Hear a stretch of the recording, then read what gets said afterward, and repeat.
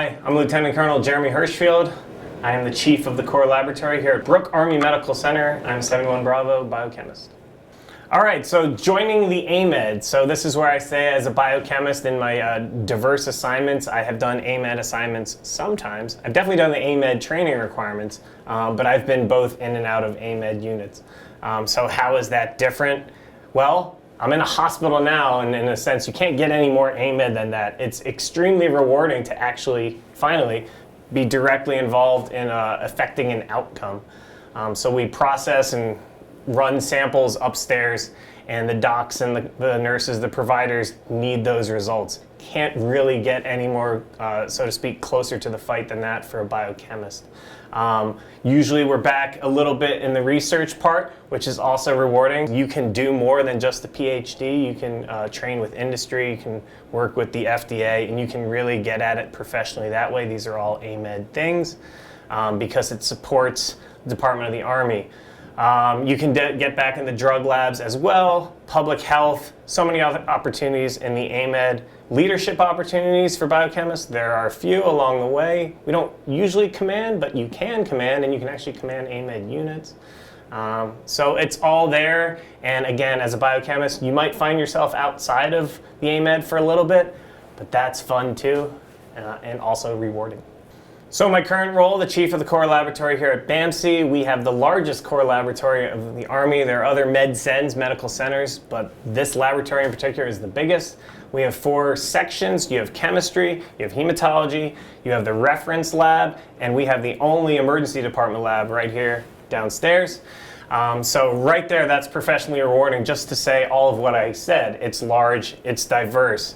I can highlight specific things in a limited amount of time. Yes, I will go to the instrumentation because that looks the most impressive. We are currently upstairs putting in a highly automated or fully automated chemistry line, which will also feed into hematology as well. And this is automation, processing, not a production laboratory, but it's really a different world than research. And to have that opportunity to now lead the effort, which has been ongoing and I believe will end and be actually up and running while I'm here. So to see that happen and to help make that happen is extremely good, and it's something that, again, I can only get here as the Core Lab Chief at BAMC. While the other med-cens are doing similar things, they're just not doing it to the extent that we are on this level. So I really appreciate this opportunity. So why did I join the Army? So it's a family thing, and so meeting a lot of cadets at West Point, why do you want to be a doctor? Why are you in the Army?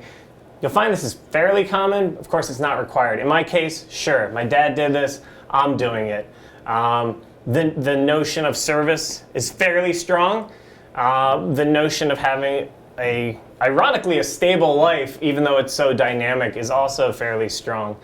Very proud to put on the uniform every day. Also, it keeps your wardrobe down if you're thinking about it. Although we do have many types of uniforms. That can't be beat. We stay in shape. We have to stay in shape. So that's also actually a really good thing. It's good. It's healthy, in a sense, to be in the Army. So what motivated me?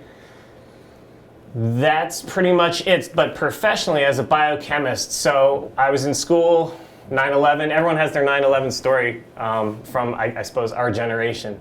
9/11 hit, and then the anthrax thing hit not long afterwards. So that's where I said, I think my skills will be best suited in this direction. And again, working at USAMRIID, which was kind of embroiled in that anthrax thing became particularly rewarding to me. So motivating factors, that was definitely one.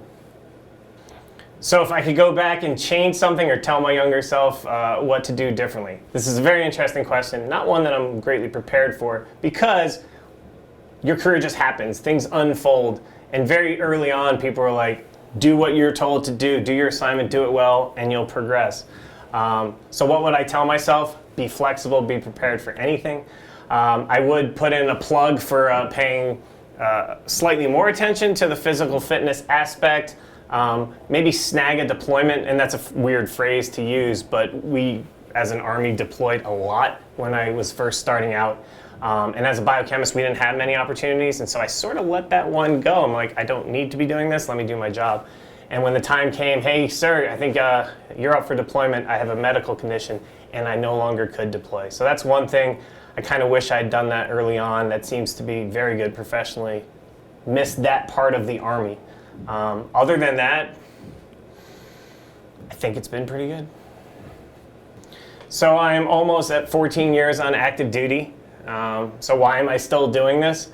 Yes, the life is comfortable from a family perspective. The Army certainly knows how to take care of families. I have 4 children. I'm married. My wife is actually working right next door at ISR as a tech. My kids are fully taken care of medically. Holistically, they have a full life. We enjoy moving around. We've moved so many times in this career. We're looking forward to moving again, so you get to see all parts of the country and stationed in Germany, which was also pretty sweet. The financial benefits, absolutely, they're great. The professional, personally rewarding part, I already spoke about my time at West Point, how rewarding that is. The professional part, this is different than you would do outside the Army, because we come and go, unless you manage to park yourself somewhere. So coming in and actually potentially fixing a situation that needed fixing, supporting a situation that's doing just fine on its own, thank you, or coming in and really tailoring what you do to help that organization. I mean, any of these things are possible, been possible everywhere I go. You get to learn a lot. The Army has a lot of schools, additional schooling opportunities. PhD doesn't mean you're done, so you can keep rolling and learning more things. I don't think you can do much of any of these things on the outside, so why do I keep going? That's why. The ACFT, the new physical fitness test, seems to be a new challenge for us folks who've been in for some time, but it's okay. The Army throws new things our way and we adjust. So a significant professional accomplishment. This is where I take the easy way out and say this right here is a significant professional accomplishment, but it's not that easy a way out. I do greatly enjoy mentoring brand new captain biochemists in the Army. Speaking with potential recruits these past couple years has been amazing. And where do I get that from? So it was my time at West Point, so that's my significant professional accomplishment, and that's when they ask you to commission them. So commissioning in the Army is a ceremony, as so many of our things are, where when you're going to be a lieutenant, or maybe in your case, a captain, yes, you can commission directly as a captain, you ask a senior officer if they will administer the oath of office. And it becomes a thing. And in my 3 years there, each year, and then even after I left, I did have cadets ask me for this amazing honor. And so that gets me in the feels. It's very significant. It means that either they found no one else or that they actually really wanted me to commission them. And so I've commissioned, I don't know, almost 10 new lieutenants into the Army. I have at least one more coming up. I will go back this May to their graduation and do another ceremony. And even during COVID last year, doing ceremonies out of the back of our Honda Odyssey with a laptop, that was particularly amazing as well. So I'm very proud of that. So life before the Army, I grew up in central New Jersey. My dad was in the Army. He was a reservist, lieutenant colonel. So when it came time to, hey, what are you gonna do with your life? I kind of followed in his footsteps. I also did ROTC. Went to Cornell, majored in biology, did Army ROTC all 4 years. And at the end of that time, I heard about the opportunity to go to graduate school rather than serve as a second lieutenant. And so I applied, got into grad school, Uniformed Services University of Health Sciences. It's a mouthful, in Bethesda, Maryland. So I did commission from Cornell as a second lieutenant, but I went straight to graduate school where I was effectively a civilian, which was cool. Got promoted to first lieutenant while I was there, and then when I was done, became a captain, 71 Bravo, biochemist, medical service corps officer. This was beginning of 2007. So life before the Army, it's an interesting question for me because it's twofold. I do like following in my father's footsteps in a certain sense. I met my wife while I was at graduate school, so that was pretty cool. We got married in a hurry, as the Army life sometimes dictates, but it's worked out extremely well, and we are quite happy. So I wanted to tell you a little bit about my family because the Army life, Army family seems important. So started out, met my wife in graduate school, went on active duty to Germany. She joined me after a year. She finished with a master's just so she could be with me. In our time in Germany, we produced our first child, Annabelle. So I have one kid born in Germany. We moved back to the States, Walter Reed Hospital. So it's a hospital journey. Landstuhl is where Annabelle was born. My next assignment, Penelope was born in Bethesda, Walter Reed Military Medical Center. My next assignment was down at Fort Belvoir. So guess what? Another kid, had girl, now we're moving on to boy, and each one's a different season. So Isaiah was born at Fort Belvoir Community Hospital.